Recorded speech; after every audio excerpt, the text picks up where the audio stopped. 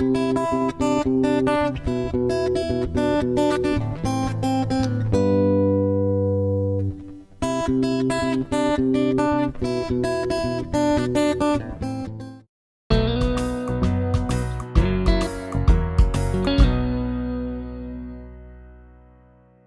meu nome é Michele, eu sou química industrial e gostaria de saber se a intolerância à lactose tem cura ou só é tratável com medicamentos.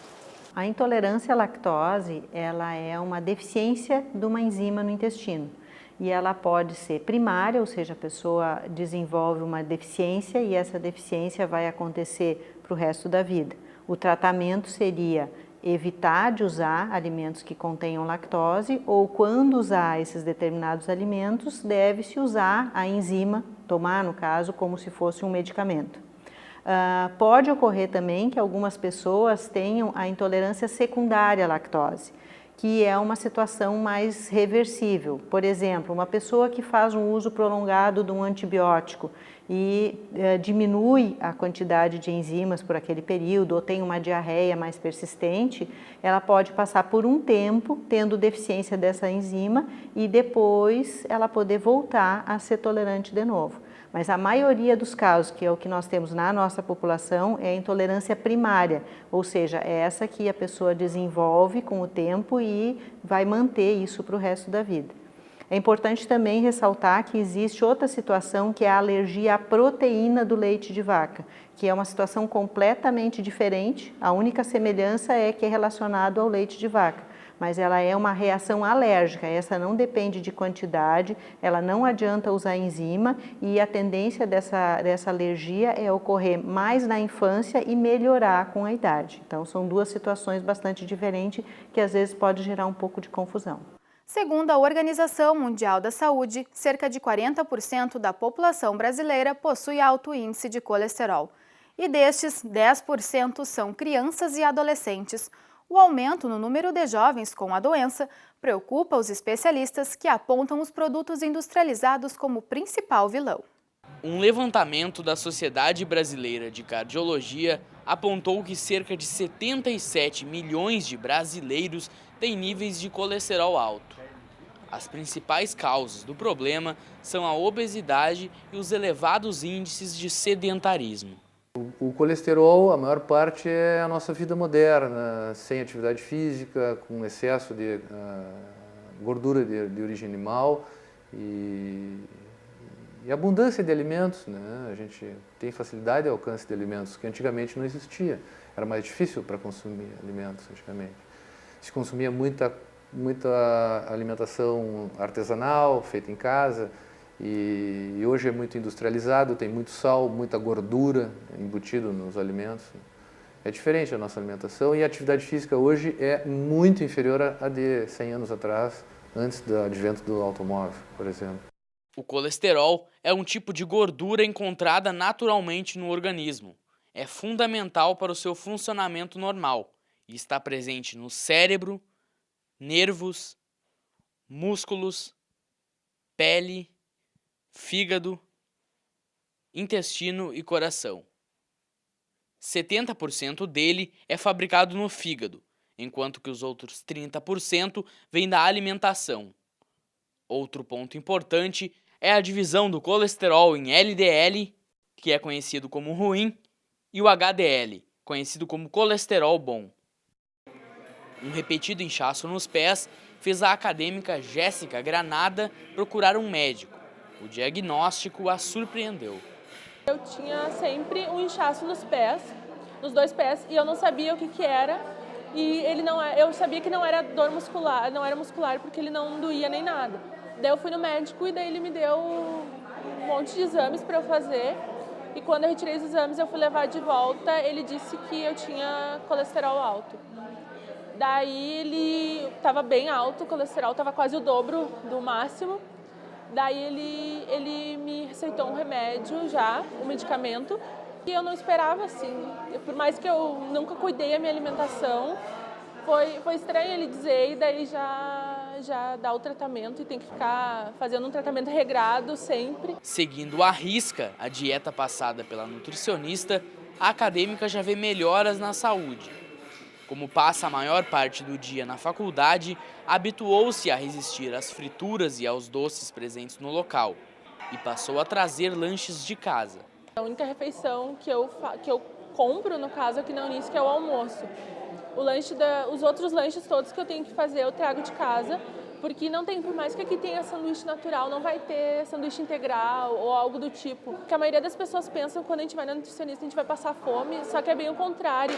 Ela marca os teus horários para te comer, então tu nunca vai ter fome porque tu tem que comer de 3 em 3 horas. Tu come pouco, bem menos do que tu comia antes, mas tu consegue ficar saciada a fome e levar uma vida normal, assim. Mais de 10 milhões de brasileiros são portadores da diabetes.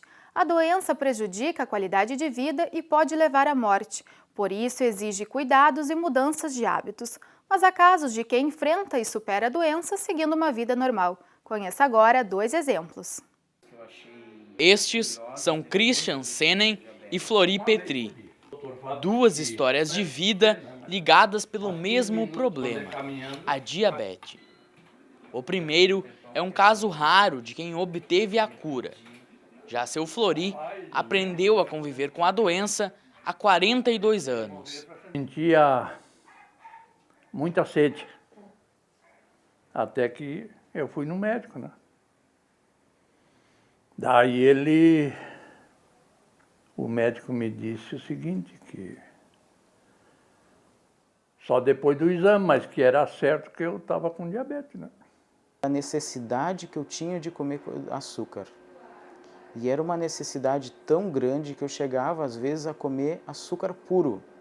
Pegar colherada de açúcar escondido dos pais em casa, do pote do açúcar lá, né, e comer. A diabetes, então, é uma patologia que ela está relacionada com o aumento dos níveis de glicose no sangue. E esses níveis de glicose no sangue é que podem causar a longo prazo e com níveis, então, cronicamente elevados, elas podem causar lesões. Tanto nos olhos, que são as retinopatias, a gente pode ter lesão renal, então a nefropatia, né, com perda de função dos rins. A gente pode ter problema de nível de nervos, né, nervos periféricos também, que a gente chama neuropatia. Tanto problemas da parte cardiovascular, quanto também aumenta a chance deles terem derrame, né, e acidentes vasculares cerebrais. Segundo dados da Sociedade Brasileira de Diabetes, entre 10% a 15% da população do país tem a doença. Só no Rio Grande do Sul são cerca de 150 mil casos. Seu Flori é um desses casos e tenta levar a vida habituando-se aos limites que a diabetes impõe. A diabetes é alimentação. O melhor tratamento é a alimentação. E quando tu tem muita vontade de comer uma coisa, quando tu fala coisa que não pode? Não como. A única coisa que eu faço, às vezes, fim de semana, né? Os filhos se juntam aqui, aquela coisa. Então, me esqueço que tenho diabetes. Só respeito o doce. Como churrasco, tudo, né? Mas daí, segunda-feira, é para desintoxicar, é só verdura. E o exercício faz parte desse tratamento também, né? Depois de enfrentar problemas devido à doença, Christian passou por 2 transplantes, um de rim e outro de pâncreas.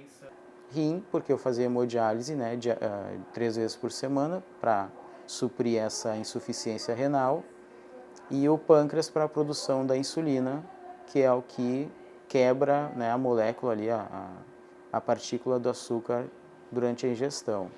Então hoje eu sou ex-diabético, não tenho mais diabetes, não preciso mais de insulina e também não preciso mais das sessões de hemodiálise.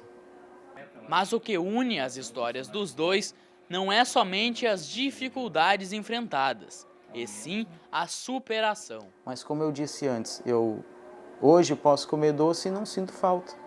Se hoje eu precisasse ficar, sei lá, 1 ano sem comer doce, eu não sentiria falta. Eu vejo que as dificuldades que eu tenho hoje me tornaram mais forte. E eu entendo que a pessoa que é diabética, ela tem que procurar aprender com essa dificuldade, talvez que ela tenha, para que ela possa superar e ser uma pessoa mais forte também. Eu penso o seguinte, que o camarada não pode se impressionar com doença nenhuma, né?